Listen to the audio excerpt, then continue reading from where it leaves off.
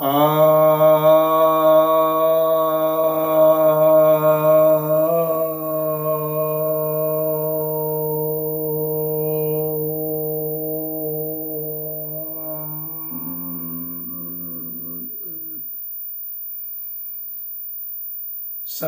भक्तजनों को सप्रेम नमन। तो आज मैं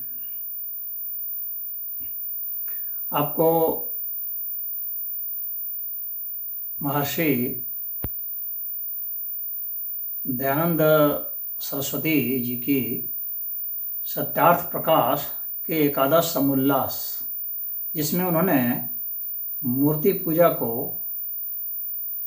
पाखंड माना है, गलत माना है, उस विषय पर उनकी जो बातें हैं उसकी कुछ समालोचना करेंगे। और हो सकता है, क्योंकि काफ़ी उन्होंने बहुत विस्तार से उस विषय में वो किया है, तो इसके हो सकते हैं कि 2-3 वीडियो भी आ सकते हैं। तो जो एकादश समुल्लास है सत्यार्थ प्रकाश का, वहाँ पर जो है प्रश्न और उत्तर के रूप में ये दिया गया है। तो ये पृष्ठ संख्या 373 से शुरू होकर के और पृष्ठ संख्या 283 तक है।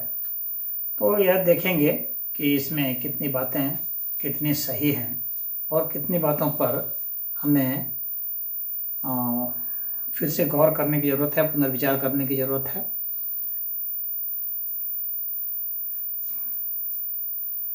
भारत के महानतम संत में से एक हैं, तो इनकी बातों में काफ़ी गहराई होगी, लेकिन फिर भी हम लोग सत्य को महत्व देंगे, न कि किसी व्यक्तित्व को। तो प्रश्न यहाँ से शुरू होता है कि मूर्ति पूजा कहाँ से चली। तो दयानंद सरस्वती जी का उत्तर आता है कि जैनियों से। जैनियों ने कहाँ से चलाई, तो उत्तर आता है अपनी मूर्खता से।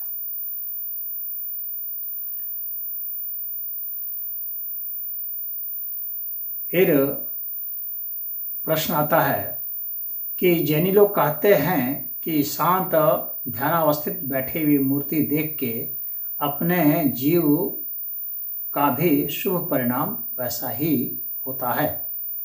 तो उत्तर आता है जीव चेतन है, मूर्ति जड़। क्या मूर्ति के सदृश जीव भी जड़ हो जाएगा? यह मूर्ति पूजा केवल पाखंड मत है, जैनियों ने चलाई है, इसलिए इनका खंडन 12वें समुल्लास में करेंगे। अब अभी यहाँ तक ही थोड़ी बात कर लेते हैं। मूर्ति पूजा के अगर हम लोग भारत में अगर आर्कियोलॉजिकल एविडेंस देखें तो जो साक्ष्य मिलते हैं तो वे तो हड़प्पा संस्कृति में मिलते हैं, जहाँ पर पशुपतिनाथ की भद्रासन में मूर्ति मिली है। और पुराने जितनी भी सभ्यताएं हैं, चाहे मिस्र की सभ्यता हो, चाहे अरब की सभ्यता हो, चाहे अमेरिका की सभ्यता हो, अफ्रीका की सभ्यता हो, सभी जगह मूर्ति पूजा के ही सबसे प्राचीन प्रमाण मिलते हैं। भारत में भी और अन्य जगहों पर भी जहाँ जहाँ मनुष्यों की सभ्यता विकसित हुई, तो सबसे पहले जो प्रमाण मिलते हैं वो प्रकृति पूजा के ही मिलते हैं। तो और जैन जो हैं, इनके पहले जो तीर्थंकर थे वो ऋषभ देव थे। ऋषभ देव के पहले तो तीर्थंकर ही नहीं थे, जैन संप्रदाय ही नहीं था। तो और ऋषभ देव जो थे उनसे भी पहले के प्रमाण मिलते हैं भारत में। तो मूर्ति पूजा जैनियों ने नहीं चलाई है, जैनियों से बहुत पहले से ही यह प्रचलित थी। यह अवधारणा पूरे विश्व में प्रचलित थी, प्रकृति पूजा और मूर्त पूजा। क्योंकि मनुष्य जो है स्वयं ही मूर्तमान है और अपनी इंद्रियों से मूर्त जगत को ही महसूस करता है।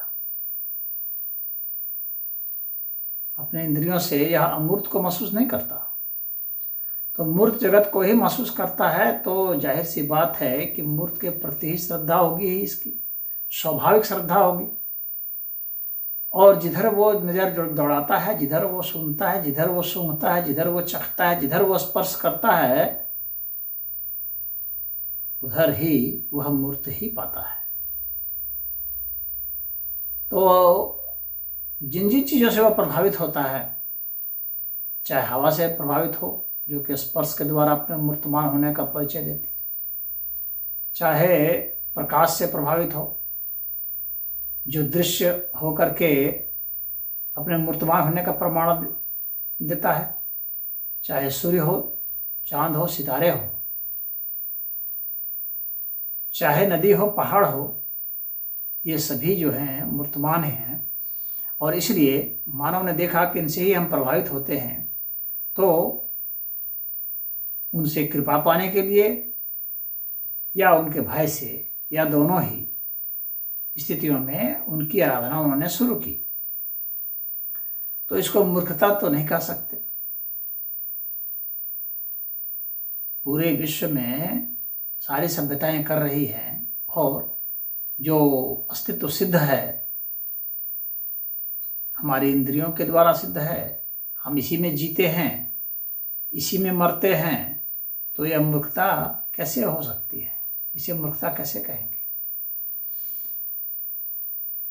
अब जो बात यह है कि जैनी लोग जो है ऐसी मूर्ति बनाते हैं। अब पहले प्रकृति पूजा होगी, प्रकृति पूजा से उसे संतुष्टि नहीं मिल पाई, कुछ ना कुछ उसमें उसे भावनात्मक कमी कुछ नजर आई, इमोशंस की कमी। तो उसने मूर्त बनाना शुरू किया, मूर्त गढ़ना शुरू किया। तो ऐसी मूर्तियां बनाई जिससे कि वह अपने को और जोड़ सके, क्योंकि वह अपने जैसे से ही अपने को ज़्यादा अच्छा से जोड़ सकता है। और उनमें भाव दिए, वे भाव जो उनके लिए आदर्श थे। और ये जन सामान्य के लिए उपलब्ध कराया कि इस तरह के भाव होने चाहिए, इस तरह की भाव भंगिमाएं होनी चाहिए, और उसका असर आता है। यह कहना कि असर नहीं आता है, यह गलत है।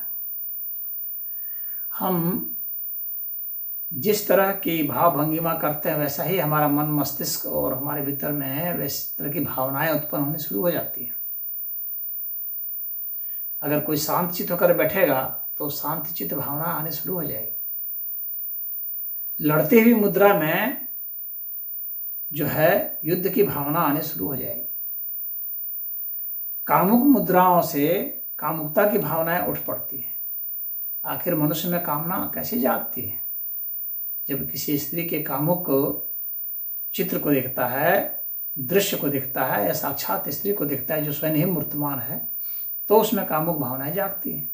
इसका अर्थ है कि जैसा स्वरूप होता है उसके हिसाब से हमारे मस्तिष्क में चित्त पर जो उसका असर आता है, उससे हमारे पूरे अस्तित्व पर ही असर आ जाता है। तो हमारी इंद्रियां जो हैं उन चीज़ों को ग्रहण करती हैं और ग्रहण करके फिर उस तरह की भावनाएं करती हैं, उस तरह की भावनाएं उत्पन्न करती हैं, उस तरह का हमारा दिल दिमाग हो जाता है। अगर हम शांत मूर्ति की तरफ बैठते हैं तो जाहिर सी बात है कि हमारे में शांति ही उत्पन्न होगी, न कि युद्ध का आक्रोश, न ही घृणा उत्पन्न होगी। तो उसका इफेक्ट तो है, मुद्राओं का प्रभाव तो है, देखा गया है, और ये तथ्य है, यह वैज्ञानिक तथ्य है। तो इसको यह कहना कि यह जो है तथ्य नहीं है, यह गलत है। जो मूर्ति जड़ है और व्यक्ति जो है वह चेतन है, तो उसका उस पर प्रभाव नहीं पड़ेगा, तो ऐसा नहीं है। बाहर की जो जितनी भी ज्यामितियां हैं, चाहे वो गोलाकार हों, चाहे वे त्रिभुजाकार हों, चाहे तीर के समान हों, या जिस भी आकृति के समान हो, उस आकृति का तो हमारे चित्त पर प्रभाव पड़ता है। हम उस प्रभाव का चेकिंग भी कर सकते हैं, उसके प्रभाव का, उसके दुष्प्रभाव का। तो इस तरह से हम पाते हैं कि यहाँ पर हमें विचार करने की जरूरत है। अब इसके बाद फिर जो है आगे हम बढ़ते हैं, लेकिन इस वीडियो में इतना ही, क्योंकि छोटे छोटे वीडियो बनेंगे तो ज़्यादा अच्छा रहेगा। एक लंबा वीडियो जो है अच्छा नहीं रहेगा, इसी पे छोटे छोटे बनेंगे। हरि ओम।